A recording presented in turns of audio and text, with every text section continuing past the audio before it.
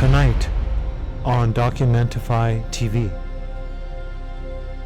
We've gotten pretty good at reading the past. Egyptian hieroglyphs cracked. Cuneiform from Mesopotamia decoded. Even Mayan glyphs gave up their secrets. Each time we figure out one of these writing systems, it's like suddenly hearing voices that were silent for thousands of years. But there's one script, older than most, that has refused to speak. It's called Linear Elamite. And for over a century, no one's been able to read it. It comes from an ancient civilization in what's now Iran. The Elamites, who lived in the shadows of the great Mesopotamian empires. And yet, they had their own language, their own kingdom, and their own writing system. Linear Elamite is made up of strange geometric shapes. It looks simple, almost modern, but that made it even harder to match anything known. There were no bilingual texts, no Rosetta Stone, just a handful of inscriptions, and no idea what they said.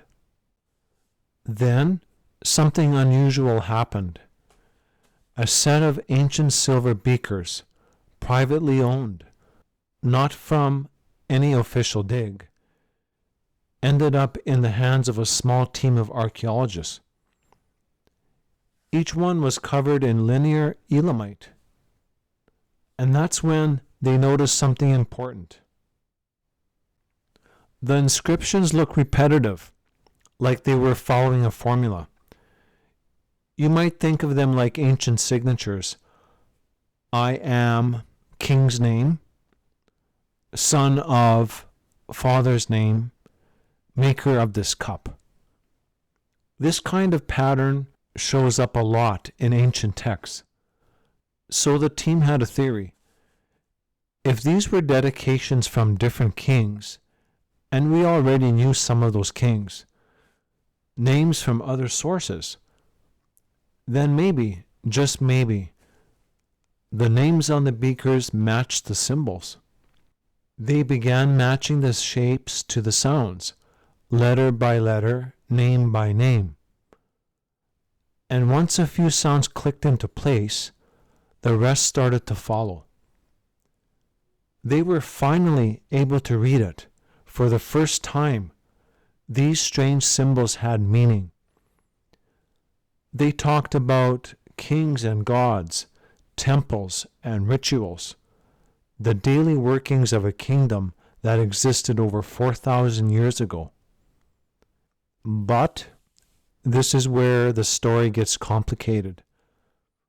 Those silver beakers, they didn't come from an excavation. They were part of a private collection. No clear record of where they were found. That's the problem. In archaeology, context matters.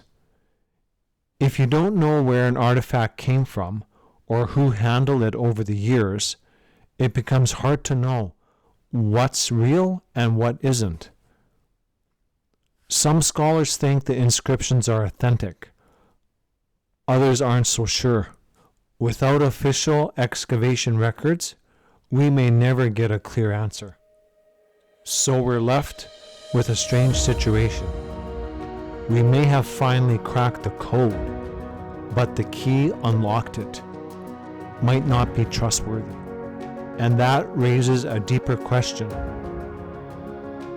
If the message is real, but the source is uncertain, do we listen anyway?